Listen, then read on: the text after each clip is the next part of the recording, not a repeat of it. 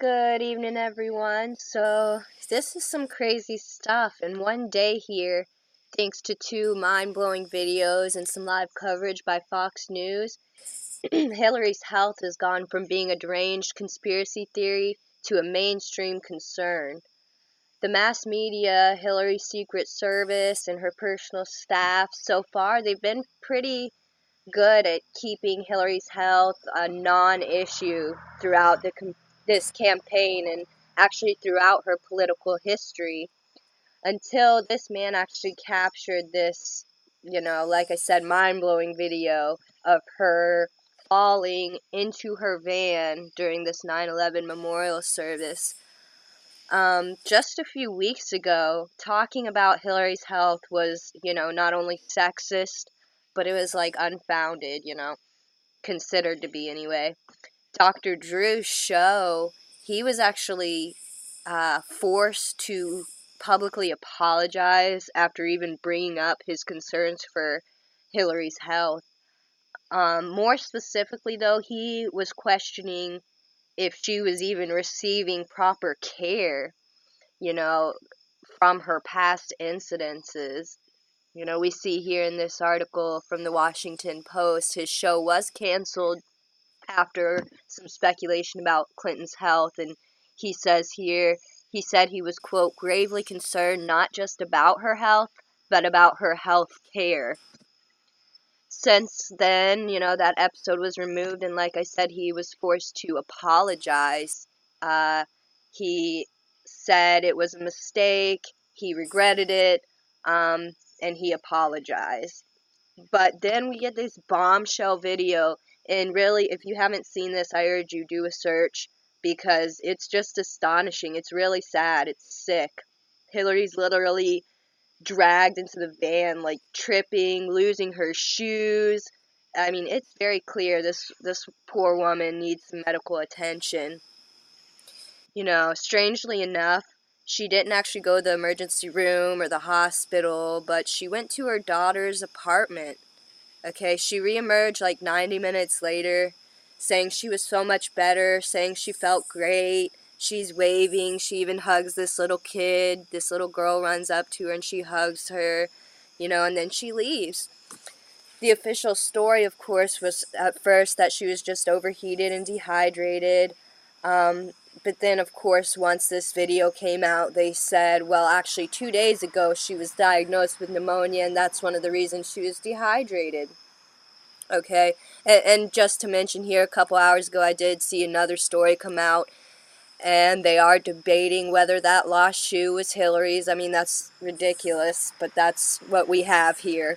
We see Hillary literally dragged like a meat carcass into her van, and we're debating whether this shoe was hers. Anyway. So she says she has pneumonia. If we go with this narrative anyway, so she's contagious with pneumonia, and she's recovered enough in 90 minutes to be hugging this little child. I'm sorry, but I don't really want my child hugging someone with pneumonia. But this picture is actually right before the now viral video. Some people are speculating that this is her, personal nurse, and it does kind of look like she's checking her pulse here. And then just moments before the whole incident, appears to be grasping this woman's fingers. And, this is a common neurological test that nurses will do, where the patient will grasp the fingers and their nurse will try to pry the fingers away, because the normal response is that the nurse won't be able to pull the fingers away.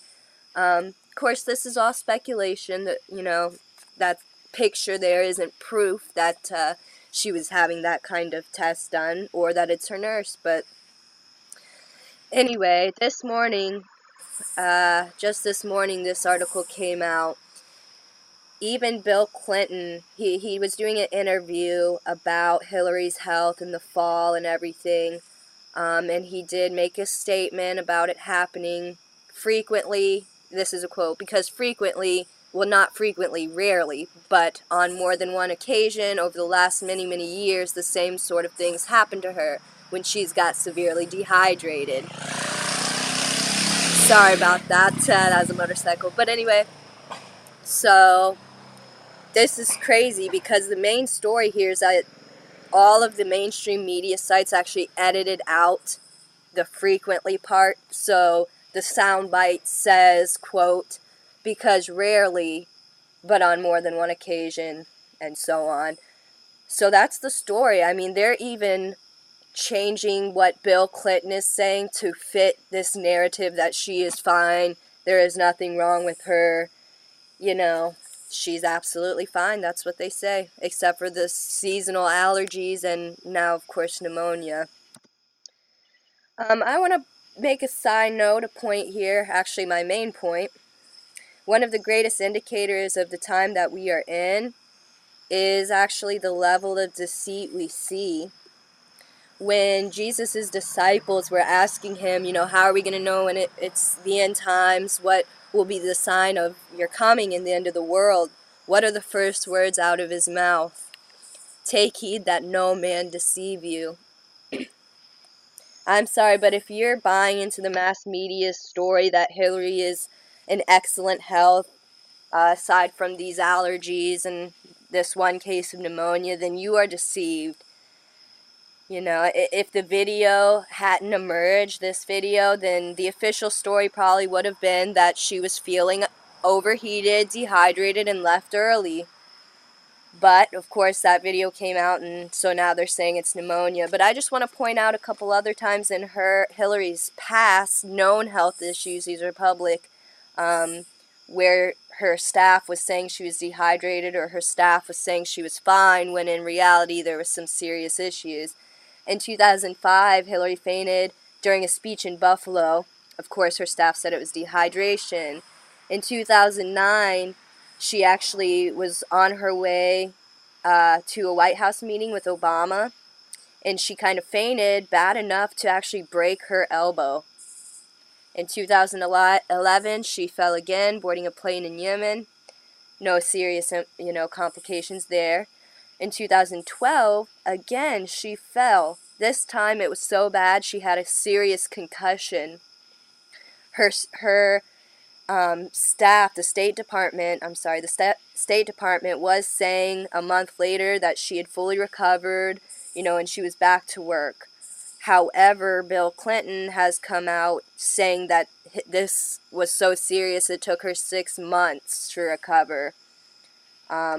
The doctors were saying that she had a stomach virus that led to dehydration again, and that's why she fainted, and that's why she ended up having a concussion, and that's why she needed those thick glasses to correct her double vision, so that all of these problems, she just seems to keep falling. So she's got these known health issues. This woman was also seen wearing an earpiece at the recent NBC News forum. She was actually accused of this before, during the Benghazi hearings. It could possibly be a hearing aid. She is up there in age, but her official story is that there's no device at all, and these images and videos, all the ones you see online, that's actually just reflections of the light. She's not using an earpiece, but is it possible that Hillary is literally being fed what to say? Here, this little WikiLeaks, this is from 2009, this email, so it's not actually connected with this incident, but anyway, we have this obviously unwell woman who's passed out multiple times, suffered from blood clots in the brain. A few days ago, she just collapsed literally into the van, and she didn't even go to the hospital. She didn't seek any official medical attention. We have the mass media, the elites, whoever her personal doctors are, desperately shielding Hillary from the truth. She's plainly sick, I don't know the extent of it. I'm not saying that she's deathly ill, but she is obviously unwell. We've seen videos online of her kind of freezing up, seizing up. She self-proclaimed that she kind of short circuits sometimes and can't remember certain details. So these people behind her are physically propping up this puppet character. You can see it in the video, the 9/11 memorial video. They are literally holding up this really sick woman. I'm going to get more into detail about this in part 2, but honestly, why would these people hide the truth about her health? I mean, shouldn't this be a concern? Why in the world would the mass media and the elites participate in such a giant conspiracy? There's so many people right now that just choose to completely ignore the truth about Hillary's health. They don't want to believe the truth, which is that our corrupt, sick system does not care about her. They don't care about her health. They don't want you to either. All that matters is that a puppet's in the office that, is indebted to the system and will do whatever they have to and say whatever they have to and follow orders. But I actually feel bad for her. I mean, would you personally want to be pushing yourself to the point where she was in that video, where you're literally just passing out, have no control over yourself, you're falling, and you don't even have the instinct to use your arms to break your fall? It doesn't even look like she has a choice. They're literally pushing her and using her as much as they can, but people don't want to believe that such a large-scale, sick thing would happen.